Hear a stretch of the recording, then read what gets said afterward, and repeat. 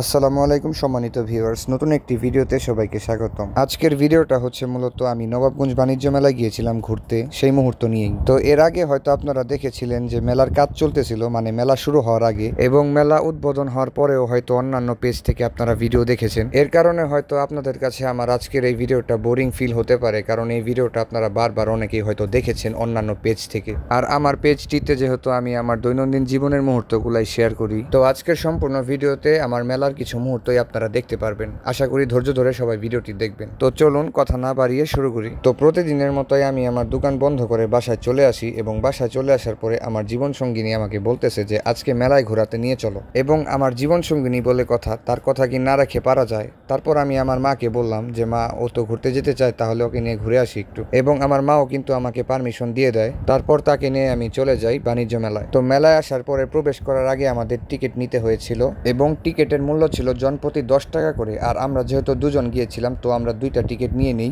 তারপরেই আমরা ভিতরে প্রবেশ করি। তো ভিতরে প্রবেশ করার পরে দেখতে পাই কিছু কসমেটিক আইটেমের দোকান, এবং ছেলেদের জন্য ছিল ক্যাপ, ঘড়ি, ওয়ালেট ইত্যাদি, এবং ফুচকা ও লাইভ পিৎজার দোকানও দেখতে পেলাম। এবং বাচ্চাদের জন্য ছিল স্লাইড করার ব্যবস্থা, যেটাকে ময়ূরপঙ্খী ম্যাজিক রোড বলে। তারপর অজগর সাপের একটি রাইড ছিল, এবং বাচ্চাদের আরো একটি পছন্দের জিনিস ছিল জাম্পিং ট্র্যাম্পোলিন, যদিও আমি সেটার ভিডিও কিন্তু করতে পারিনি। এবং আরো অনেক কিছু কিন্তু ছিল, যেমন সংসারের যাবতীয় যে জিনিসপত্রগুলো আমাদের দৈনন্দিন জীবনে প্রয়োজন, সেগুলোও কিন্তু এখানে ছিল। তো সম্মানিত ভিউয়ার্স, আমি আমার সাধ্য মতো আমি যতটুকু ভিডিও করতে পেরেছি এবং যতটুকু দেখেছি জেনেছি, সেগুলোই আমি আপনাদের সাথে শেয়ার করলাম। তো আজকের মতো বিদায় নিচ্ছি। সবাই ভালো থাকবেন, সুস্থ থাকবেন।